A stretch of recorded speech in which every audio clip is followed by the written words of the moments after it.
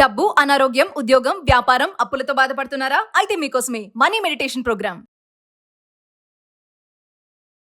నమస్తే, welcome back to Suman TV. ప్రస్తుతం మనతో పాటు ఉన్నారు family counsellor, public speaker, motivational speaker Rajaniramma garu. నమస్తే మ్యామ్. నమస్తే నవీన్. మేడం, మనం చాలా వీడియోలో మాట్లాడుకున్నాము. ఆడవాళ్ళకి 35 సంవత్సరాలు దాటాక, అంటే 35-40 మధ్యలో వచ్చాక వాళ్ళకి కొన్ని ప్రాబ్లమ్స్ ఎదురవుతూ ఉంటాయి. ఇంట్లో పిల్లల్ని చూసుకోవాలి, భర్త బాధ్యతలు చూసుకోవాలి, ఇంకేమంటే ఫినాన్షియల్.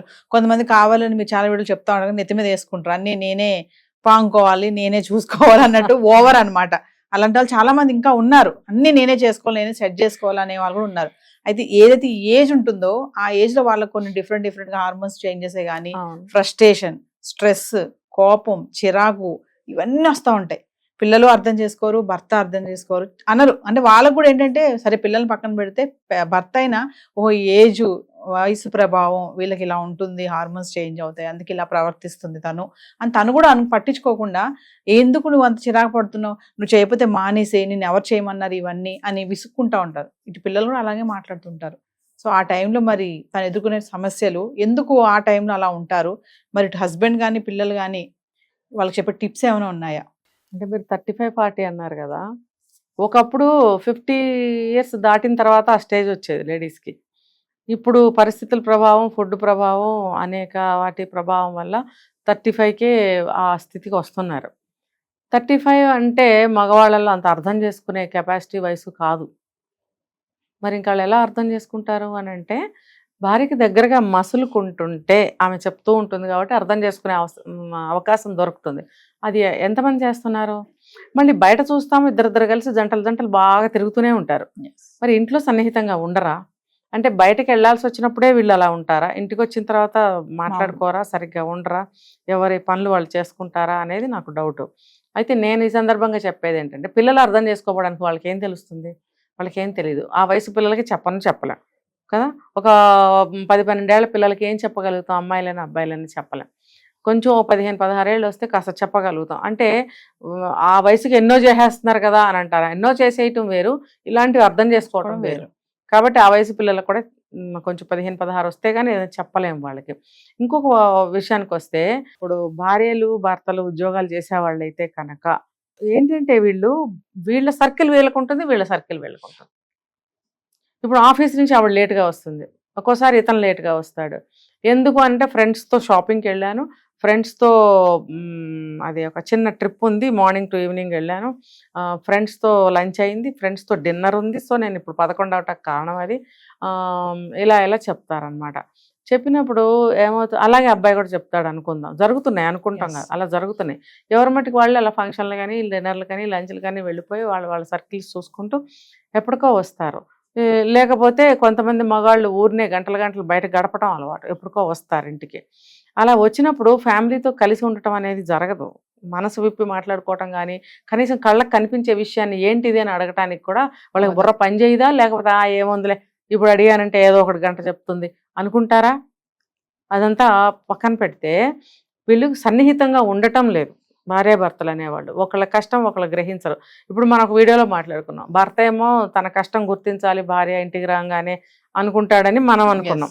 భార్య ఏమనుకుంటుంది, అయ్యో ఎలా ఉన్నావు, తిన్నావా, ఉన్నావా, ఒంట్లో బాగపోతే చిన్న దెబ్బ తగిలితేనే ఏమైంది అని దగ్గరకు రావాలి, అడగాలి అని కోరుకుంటుందని మనం చెప్పుకున్నాం. అలాంటప్పుడు ఇద్దరు కూడా ఒకళ్ళనొకళ్ళు ఆ విషయాల్లో ఎక్కువగా నెగ్లెక్ట్ చేస్తూ ఉంటారు. మరి ఇంకా ఆవిడికి శరీరంలో వచ్చే మార్పులు, కలిగించే బాధలు, పిల్లలకి చెప్పుకోలేక, భర్తకి చెప్పుకోలేక, చెప్తే అతనికి వినిపించుకోక, అర్థం కాక, రకరకాల సమస్యలు ఉన్నప్పుడు, ఆమె వర్రీ అవుతున్నప్పుడు కానీ, సఫర్ అవుతున్నప్పుడు కానీ, ఇక్కడ పక్క నుంచి ఎటువంటి ఇది లేకపోతే ఆవిడకి ఆ బాధ ఇంకొంచెం ఎక్కువ అవుతుంది. అందుకే నేను చెప్పేది ఏంటంటే, ఇద్దరు కూడా బయట వ్యవహారాలు మానుకోవాలి. 35-40 అని మీరు అన్నారు కదా, మరి అమ్మాయి కంటే కొంచెం పెద్దవాడే ఉంటాడు అబ్బాయి. మరి ఆ ఏజ్లో నీ వ్యవహారాలన్నీ బయట వాళ్ళతో ఎందుకు? ఒక రియల్ ఎస్టేట్ జాబ్ ఉంది, తప్పదు, పబ్లిక్తో కలిసి పని చేయాలి, దానికి టైం లిమిట్ ఉండదు, ఓకే దానికి ఎగ్జామ్షన్ ఇచ్చేద్దాం.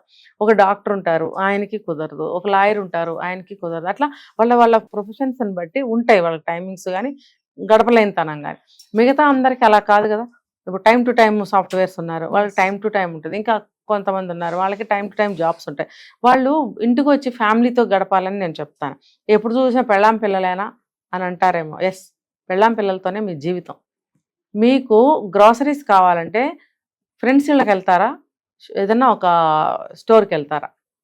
మరి మీరు భార్యాబిడ్డలతో ఒక సినిమాకి ఎంజాయ్ చేయాలి, సినిమా థియేటర్కి వెళ్తారా, ఫ్రెండ్స్ ఇళ్ళకి వెళ్తారా? లేదు కూరగాయలు కావాలి, ఎక్కడికి వెళ్తారు? ఫ్రెండ్స్ ఇంటికి వెళ్తారా, మార్కెట్కి వెళ్తారా? అన్నిటికీ వేరే చోట్లకి వెళ్ళాల్సిందే, అన్ని ఫ్రెండ్స్ చేయరు. కాబట్టి ఇన్ని పనులు కుటుంబంతో కూడి ఉన్నప్పుడు మీరు ఫ్రెండ్స్తో ఎందుకు తిరుగుతున్నారు? అన్నెసరీగా పనుండి తిరిగితే నేనేం అనను.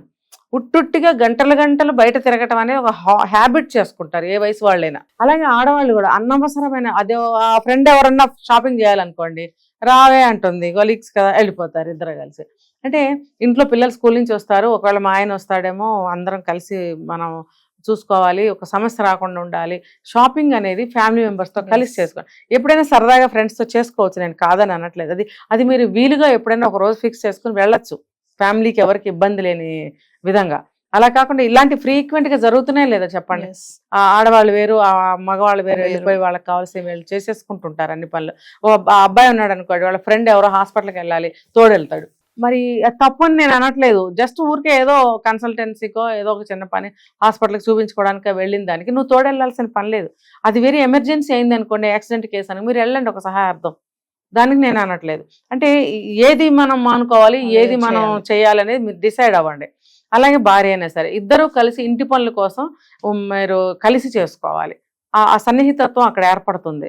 అప్పుడు ఏమవుతుందంటే లోపల ఉన్నటువంటి ప్రెషర్స్, స్ట్రెస్లు అన్ని తగ్గుతాయి. ఇప్పుడు 35-40 ఇయర్స్కి హార్మోన్స్ చేంజ్ వచ్చి కోపతాపాలు, తలనొప్పులు రావటం, వామిటింగ్స్ అవ్వడం, రకరకాల బాధలు భరిస్తూ ఉంటారు. పైనుంచి ఇలాంటి బాధలు ఇంకా అన్రెస్ట్ని క్రియేట్ చేస్తాయి.